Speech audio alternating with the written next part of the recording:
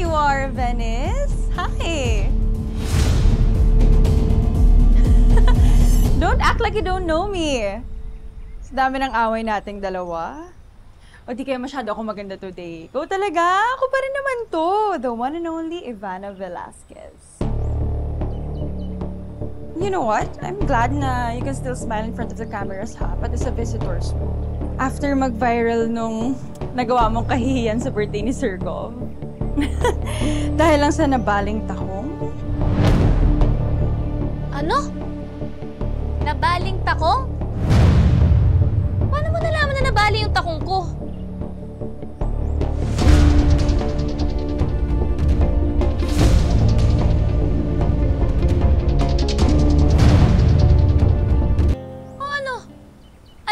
Pagkabali ng sapatos ko. Hindi naman nakita yun sa video, ah. So what are you insinuating? Niwala nga ako dun sa venue. Malay ko. Baka mamaya may inutusan ka dun.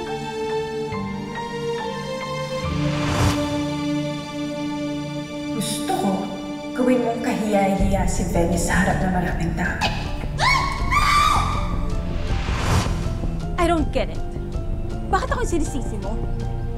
Venice, marami kang kaaway. Baka isa sa kanila, gusto kong pabagsakin. Hindi na ako magtataka doon. Halika nga dito, kausapin mo si Sir Francis! Sir Francis? You call your husband Sir Francis? Kay Francis! Magpaliwanag ka sa kanya! Magpaliwanag ka kay Francis! Ano ba? Bitawan mo nga ako? Huwag mo sasaktan ang asawa ko.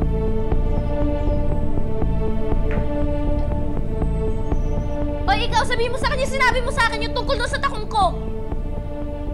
Sabi ba naman niya, nasira daw yung takong ko doon sa party ni Sir Gold? Paano niya malalaman yun? Tingin ko may kinalaman siya doon eh. Totoo ba yan, Ivana?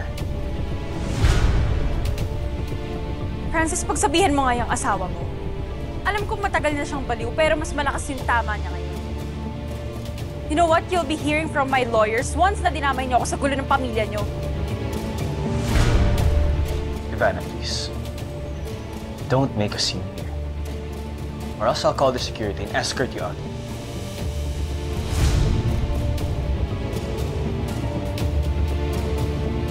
Pwede na po tayo pumasok. Love, let's go.